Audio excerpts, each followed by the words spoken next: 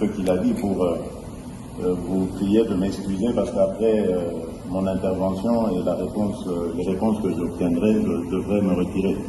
Je suis en retard de plus de 2 heures pour un événement, et même 2 événements que je dois présider. Voilà. Je reviens, permettez-moi, encore sur le monnayage, parce que une de mes représentantes, qui est aussi candidate à la députation nationale, a été plaidée pour quelques-uns de ses électeurs dont la carte a connu des problèmes de défectuosité. Et là, malheureusement, et c'est vraiment scandaleux, des agents de la CENI lui ont exigé de l'argent. Donc, à raison de 10 000 francs congolais par duplicata. Je vous prie, Monsieur le Président, de tout mettre en œuvre pour non seulement définitivement éradiquer ce genre de pratique, mais aussi trouver ce genre de responsables et de les sanctionner sévèrement, parce que ça commence comme ça et on ne sait pas comment ça va finir.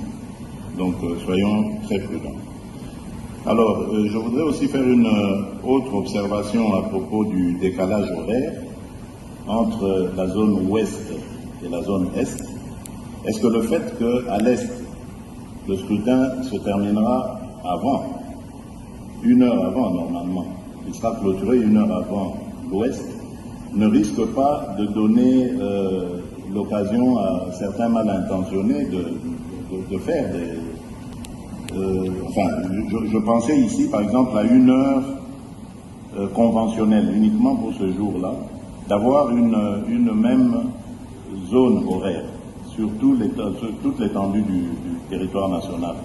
Serait-ce possible d'en arriver là? Et ainsi, on pourrait commencer à 6 heures pour tout le monde, 6 heures à Kinshasa, en supposant par exemple qu'à l'Est, pendant qu'il sera 7 heures, on ramène l'heure à 6 heures aussi, et on le fait. Donc on le voit par exemple en Europe, il y a des moments où on passe à l'heure d'été et à l'heure d'hiver. Donc c'est possible, c'est une convention, il suffit simplement de se mettre d'accord tous ensemble. Et ainsi, il n'y aura pas de suspicion ci et là. Alors, quelqu'un a posé cette question ici. Comment est-ce que vous entrevoyez la gestion de l'ouverture des bureaux de vote? Parce que je me souviens, en 2018, il y a eu énormément de problèmes à certains endroits. Il y a eu des bureaux qui ont ouvert plusieurs heures en retard. Et surtout, lorsqu'il y a des intempéries, comme la pluie, ça emmène aussi encore ce genre de retard. Est-ce que vous êtes suffisamment parés à de telles éventualités et est-ce que nous pouvons espérer que tous les bureaux de vote ouvriront à la même heure leurs portes? Voilà, donc c'est ce que je tenais à vous dire. J'attends donc votre réaction, Monsieur le Président, avant de pouvoir me retirer. Je m'excuse en tout cas encore une fois auprès de mes collègues candidats, mais le devoir m'appelle. Voilà. Excusez-moi, Monsieur le Président, puisque le candidat numéro 20 va partir et que je prévoyais de poser une question de régularité et d'égalité qui est en rapport avec le pouvoir qu'il exerce encore, et je voudrais, Monsieur le Président, que dans le cadre de la régularité du principe d'égalité, nous, les candidats présidents de la République, on devait bénéficier des mesures de sécurité que doit nous garantir le président de la République sortant. Et je voudrais qu'il nous dise, avant de partir, quelles sont ces mesures. Parce que si nous sommes égaux en tant que candidats, mais nous ne le sommes pas en réalité, parce que pour que le président candidat arrive ici, la route était barricadée partout et il a pu arriver tranquillement. Mais nous, on était dans des embouteillages, il a fallu négocier. Mais si, dans le cas des mesures qui sont prévues, on peut nous assurer aujourd'hui que nous aurons le nombre de gardes, mais aussi un véhicule pour les policiers qu'on aura, un véhicule gyrophare pour nous ouvrir la route. Pendant le temps que nous sommes candidats, ce serait juste, ce seraient des petites mesures qui réaliseraient l'égalité. Je pense que le président de la République sortant, qui est encore au pouvoir, peut nous les garantir à tous pour réaliser cette régularité et cette égalité. Je vous remercie. Heureusement, pas moi qui organise cela. Je crois que c'est le ministère de l'Intérieur. Sous vos ordres. Aussi les comportements de gouverneurs dans des provinces qui interdisent le meeting, le réunion. Si les chefs de l'État, les S'il vous plaît, suivons l'ordre, je vous en prie. Nous demandons à son Excellence, Monsieur le Président de la CENI, de répondre à la question qui a été posée. Et je voudrais vous proposer, avec tout le respect dû à votre rang. Pour ces mots gentils.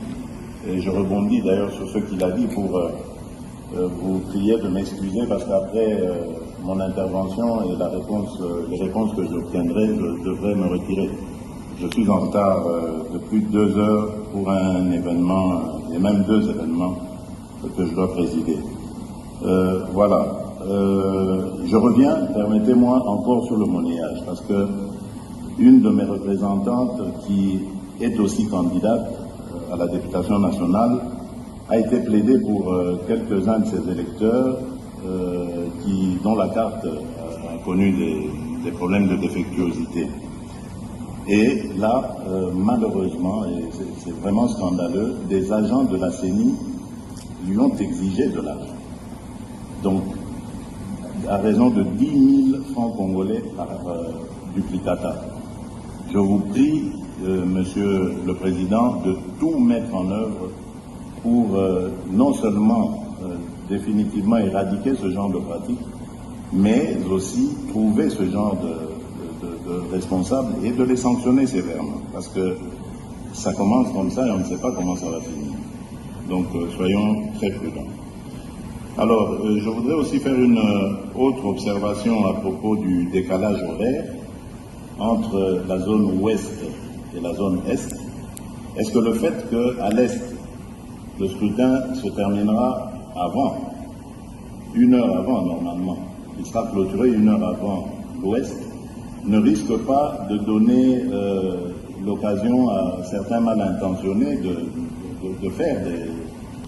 je pensais ici par exemple à 1 heure conventionnelle uniquement pour ce jour-là, d'avoir une même zone horaire sur toute l'étendue du territoire national.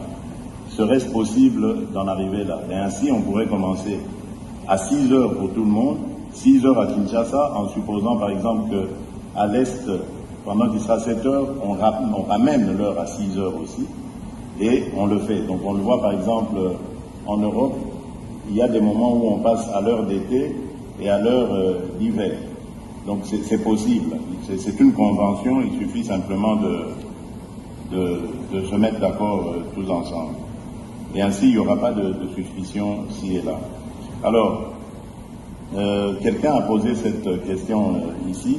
Comment est-ce que vous entrevoyez la gestion de l'ouverture des bureaux de vote? Parce que je me souviens, en 2018, il y a eu énormément de problèmes à certains endroits. Il y a eu des bureaux qui ont ouvert plusieurs heures en retard. Et surtout, lorsqu'il y a des intempéries, comme la pluie, ça entraîne aussi encore ce genre de retard. Est-ce que vous êtes suffisamment paré à de telles éventualités et est-ce que nous pouvons espérer que tous les bureaux de vote ouvriront à la même heure leurs portes? Voilà, donc c'est ce que je tenais à vous dire.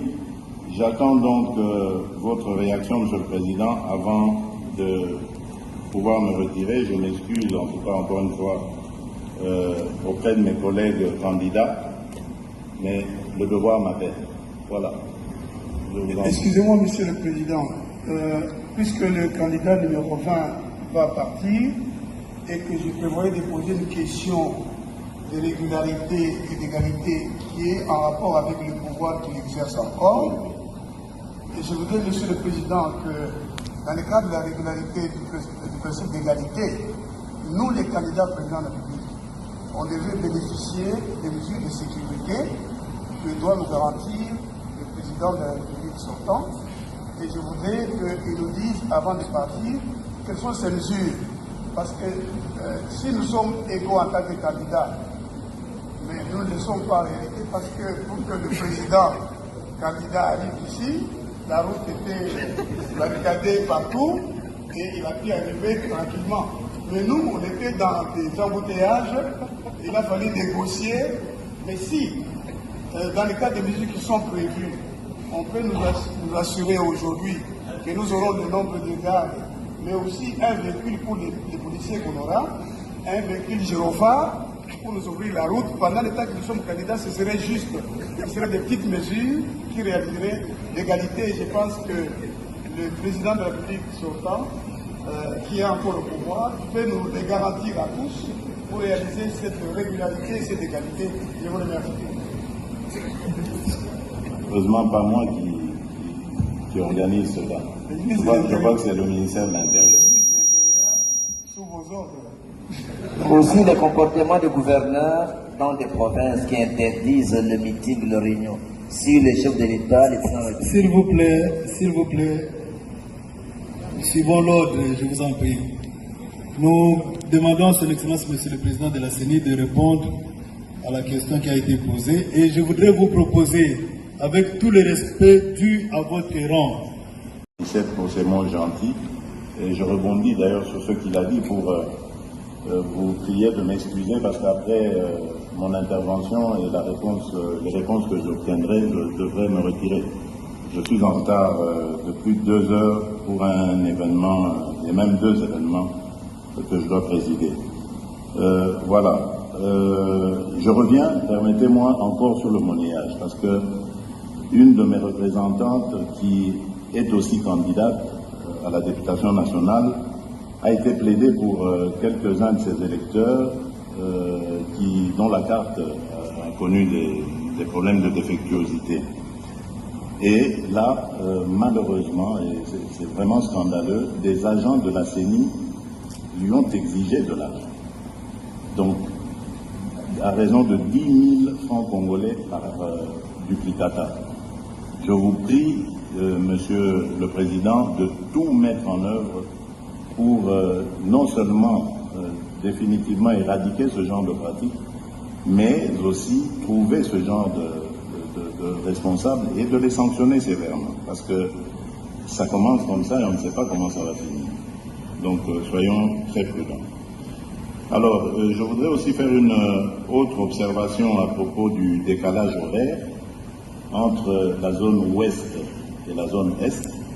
Est-ce que le fait qu'à l'est, le scrutin se terminera avant, 1 heure avant normalement, il sera clôturé 1 heure avant l'ouest, ne risque pas de donner l'occasion à certains mal intentionnés de faire des... je pensais ici par exemple à 1 heure conventionnelle uniquement pour ce jour-là, d'avoir une même zone horaire sur toute l'étendue du territoire national. Serait-ce possible d'en arriver là? Et ainsi, on pourrait commencer à 6 heures pour tout le monde, 6 heures à Kinshasa, en supposant par exemple qu'à l'Est, pendant qu'il sera 7 heures, on ramène l'heure à 6 heures aussi, et on le fait. Donc on le voit par exemple en Europe, il y a des moments où on passe à l'heure d'été et à l'heure d'hiver. Donc c'est possible, c'est une convention, il suffit simplement de se mettre d'accord tous ensemble. Et ainsi, il n'y aura pas de suspicion ci et là. Alors, quelqu'un a posé cette question ici.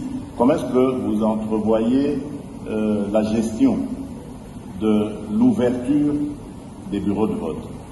Parce que je me souviens, en 2018, il y a eu énormément de problèmes à certains endroits. Il y a eu des bureaux qui ont ouvert plusieurs heures en retard. Et surtout, lorsqu'il y a des intempéries, comme la pluie, ça entraîne aussi encore ce genre de retard. Est-ce que vous êtes suffisamment paré à de telles éventualités et est-ce que nous pouvons espérer que tous les bureaux de vote ouvriront à la même heure leurs portes? Voilà, donc c'est ce que je tenais à vous dire. J'attends donc votre réaction, Monsieur le Président, avant de pouvoir me retirer. Je m'excuse en tout cas encore une fois auprès de mes collègues candidats, mais le devoir m'appelle. Voilà. Excusez-moi, Monsieur le Président, puisque le candidat numéro 20 va partir et que je prévoyais de poser une question de régularité et d'égalité qui est en rapport avec le pouvoir qu'il exerce encore.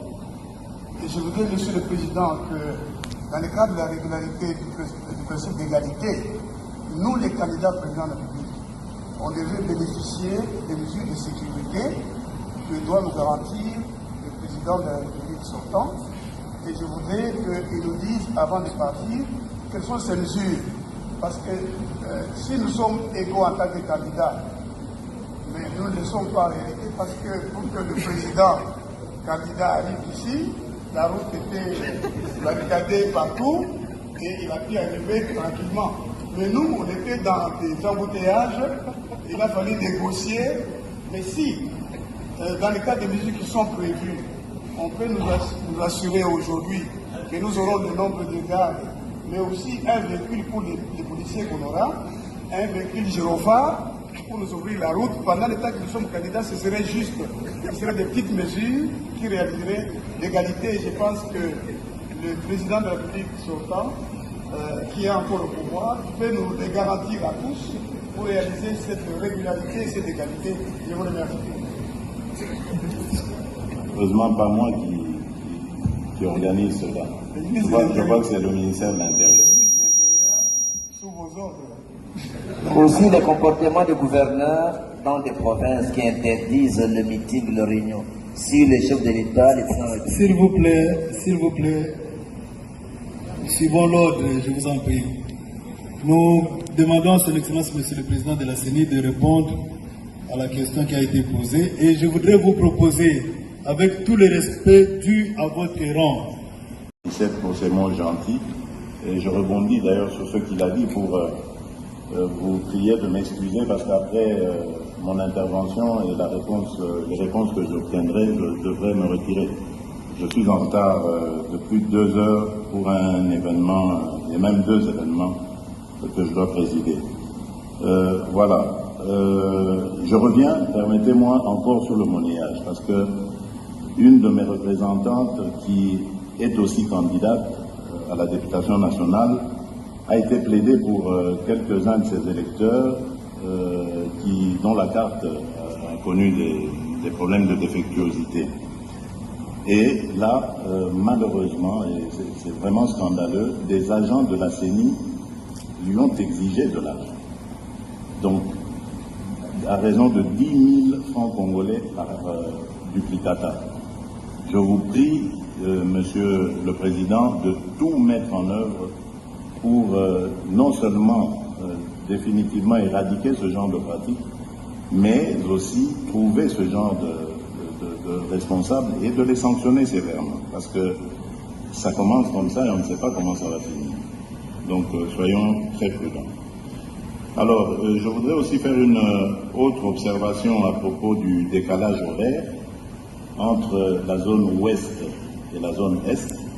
Est-ce que le fait qu'à l'est, le scrutin se terminera avant, 1 heure avant normalement, il sera clôturé 1 heure avant l'ouest, ne risque pas de donner l'occasion à certains mal intentionnés de faire des... je pensais ici, par exemple, à 1 heure conventionnelle, uniquement pour ce jour-là, d'avoir une même zone horaire sur toute l'étendue du territoire national. Serait-ce possible d'en arriver là? Et ainsi, on pourrait commencer à 6 heures pour tout le monde, 6 heures à Kinshasa, en supposant par exemple qu'à l'Est, pendant qu'il sera 7 heures, on ramène l'heure à 6 heures aussi, et on le fait. Donc on le voit par exemple en Europe, il y a des moments où on passe à l'heure d'été et à l'heure d'hiver. Donc c'est possible, c'est une convention, il suffit simplement de se mettre d'accord tous ensemble. Et ainsi, il n'y aura pas de suspicion ci et là. Alors, quelqu'un a posé cette question ici. Comment est-ce que vous entrevoyez la gestion de l'ouverture des bureaux de vote? Parce que je me souviens, en 2018, il y a eu énormément de problèmes à certains endroits. Il y a eu des bureaux qui ont ouvert plusieurs heures en retard. Et surtout, lorsqu'il y a des intempéries, comme la pluie, ça entraîne aussi encore ce genre de retard. Est-ce que vous êtes suffisamment paré à de telles éventualités et est-ce que nous pouvons espérer que tous les bureaux de vote ouvriront à la même heure leurs portes? Voilà, donc c'est ce que je tenais à vous dire.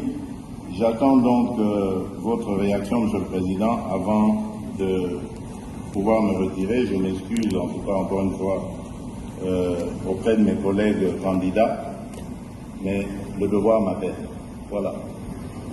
Excusez-moi, Monsieur le Président, puisque le candidat numéro 20 va partir et que je prévoyais de poser une question de régularité et d'égalité qui est en rapport avec le pouvoir qu'il exerce encore, et je voudrais, Monsieur le Président, que dans le cadre de la régularité du principe d'égalité, nous, les candidats présidents de la République, on devait bénéficier des mesures de sécurité que doit nous garantir le président de la République sortant. Et je voudrais qu'il nous dise, avant de partir, quelles sont ces mesures. Parce que si nous sommes égaux en tant que candidats, mais nous ne le sommes pas en réalité, parce que pour que le président candidat arrive ici, la route était barricadée partout et il a pu arriver tranquillement. Mais nous, on était dans des embouteillages, il a fallu négocier.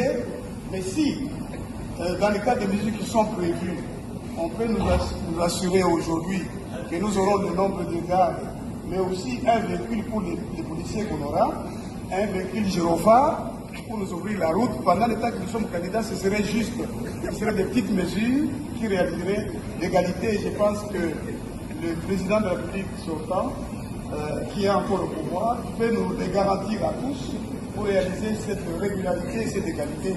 Je vous remercie. Heureusement, pas moi qui organise cela. Je vois que c'est le ministère de l'Intérieur. Sous vos ordres. Aussi les comportements des gouverneurs dans des provinces qui interdisent le meeting, le réunion. Si les chefs de l'État, les... S'il vous plaît, suivons l'ordre, je vous en prie. Nous demandons à son Excellence, Monsieur le Président de la CENI, de répondre à la question qui a été posée. Et je voudrais vous proposer, avec tout le respect dû à votre rang,